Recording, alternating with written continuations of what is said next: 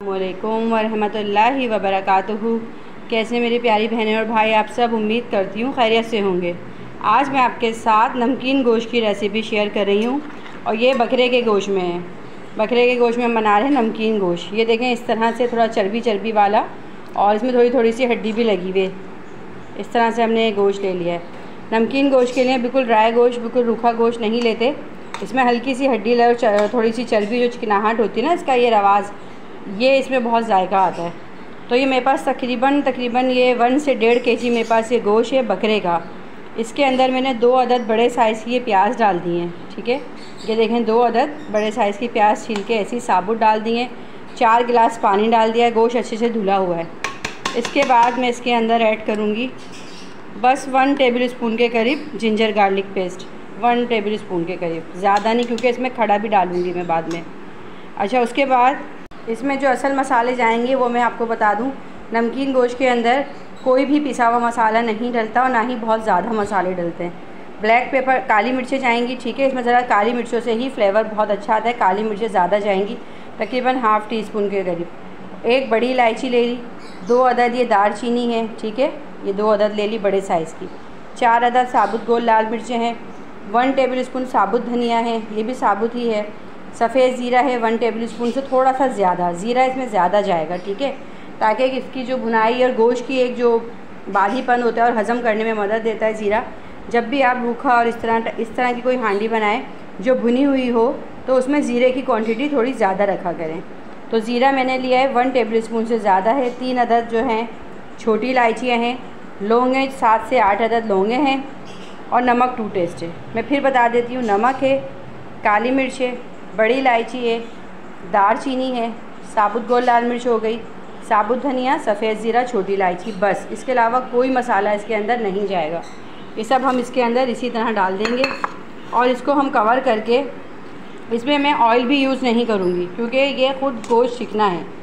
देखिए ना आप, ये चिकना चिकना गोश्त है, हड्डी लगा हुआ। तो अब हम इसे तकरीबन उस टाइम तक पकाएंगे जब तक ये ख़ुद बहुत अच्छे से गल नहीं जाता। और इसकी क्वालिटी और शर्त ये है कि आपने इसको पकाते दौरान इसको खोलना नहीं है, कवर नहीं करना। आपको इतना आइडिया होना चाहिए कि देखें, 1.5 किलो गोश्त है ना, 4 गिलास पानी है। इसको मैं स्लो फ्लेम पे रखूँगी पकने के लिए। पहले एक उबाल आएगा, एक उबाल आने के बाद मैं इस पर ढक्कन रखूँगी। बॉयल आने से पहले आप ढक्कन मत ढकिएगा। अगर आप कवर कर देती हैं तो सारा इसका जो फ्लेवर है और जितने मसाले सब वो बाहर गिर जाएंगे बॉयल होके। अगर आपके पास प्रेशर कुकर है तो फिर तो आप ये 1 घंटे में रेडी कर लेंगे, और अगर आप किसी पतीली या देगची में बना रही हैं तो कम से कम भी 2 घंटे लगेंगे। ठीक है, इसको अब हम पहले हम एक बॉयल देंगे। बॉयल देने के बाद अब हम इसे ढक्कन ढक के तकरीबन 1.5 से 2 घंटे हम इसे पकाएंगे। फिर मैं आपको इसका नेक्स्ट स्टेप बताऊँगी। अब इसको पकते हुए तकरीबन 2.5 घंटे मैंने इसे जो है ना खूब अच्छी तरह से गला लिया है। ये देखें आप, माशाल्लाह से अपने ही पानी, इसका जितना पानी है बिल्कुल ये भुनाई हो चुका है। कोई मसाला इसमें अलग से तोड़ा नहीं, कुछ नहीं। देखिए, मिर्च भी साबुत है ना। नमकीन गोश्त की क्वालिटी यही होती है, बस इसके अपना ही एक गोश्त का एक जायका होता है। इस स्टेज पे मैं इसके अंदर तकरीबन समझ लें आधा कप से थोड़ा ज़्यादा जो है ना, 1 कप ही ले लें आप, मैं दही ऐड करूँगी। फुल अच्छे से फिटा हुआ क्रीमी दही लेना है आपने। अच्छा, इसको मैंने बिल्कुल बग़ैर ऑयल के पकाया है, इसमें कोई ऑयल यूज़ नहीं किया, क्योंकि गोश्त ये चिकना था। गोश्त की अपनी ही इसमें सारा जो है ऑयल जो आएगा इसका ऊपर, वो गोश्त का अपना ही आएगा। अब दही डालने के बाद इसी में मैं साथ साथ थोड़ी सी कटी हुई अदरक और 1 से 2 हरी मिर्चें ऐड कर दूँगी। हरी मिर्च आप पे ऑप्शनल है, आप डालना चाहें तो डालें, ना डालना चाहें तो ना डालें। हरी मिर्च इस पर इतनी ज़रूरी नहीं होती, बस मैंने इसलिए डाली है कि थोड़ा सा कि हम लोग अगर खाएँ तो हरी मिर्च तोड़ के रोटी के साथ हम खा सकते हैं।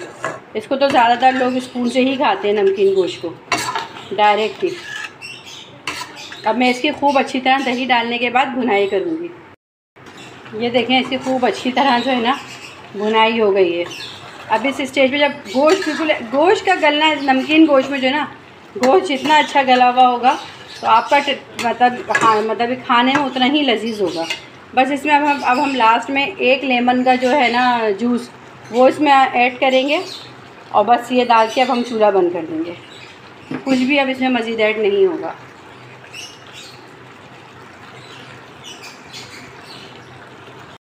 ये देखें आप माशाल्लाह खूब मज़ेदार सा नमकीन गोश्त बन के रेडी हो गया है। इसके ऊपर से अदरक, नींबू और आप हरी मिर्चें काट के डालना चाहें तो डाल सकती हैं। वैसे इसमें किसी चीज़ की गुंजाइश नहीं रहती। उम्मीद है कि आपको मेरी ये रेसिपी नमकीन गोश्त की पसंद आएगी। ये मैंने मटन में बनाया है, आप इसे बीफ में भी बना सकती हैं। आपको ये रेसिपी पसंद आए तो इसे लाइक, शेयर और सब्सक्राइब कीजिएगा। और आज की एक अच्छी सी बात के साथ मैं अपनी वीडियो का एंड करूँगी कि प्लीज़ किसी का दिल ना दुखाएं। अगर आपकी ज़ात से किसी का दिल दुखा हुआ है तो आप उससे माफ़ी मांगें। माफ़ी मांगने से कोई छोटा बड़ा नहीं होता। अच्छे काम, अच्छी बात करना एक सदका जारिया है। मैं आपसे एक इजाज़त चाहूँगी इस उम्मीद के साथ कि आप मेरी वीडियो को लाइक, शेयर और सब्सक्राइब करेंगे। अल्लाह हाफ़िज़।